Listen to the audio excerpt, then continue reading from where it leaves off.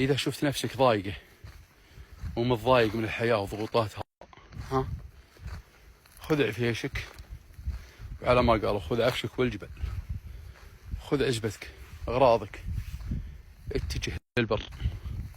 نصيحة محب. إذا نفسيتك قافلة روح للبر، اجلس مع نفسك لحالك، روح على نفسك، سولف مع نفسك، اجلس في البر يا أخي، تأمل إلى خلق الله سبحانه وتعالى، شوف كيف الحياة قدامك. والله العظيم أنت تشكروني على هالكلام ذا.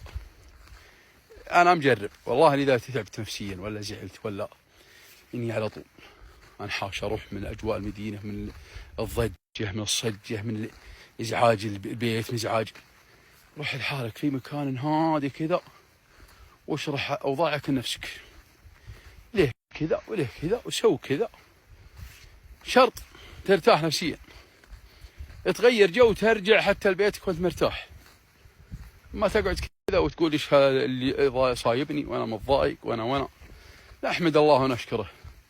الله لا يجعل فينا لا شقي ولا محروم، الله يجعلنا وإياكم الطيبين، الله يجعلنا وإياكم من اللي يفعل الخير، الله يجعلنا وإياكم من الحامدين الشاكرين، الله يجعلنا وإياكم.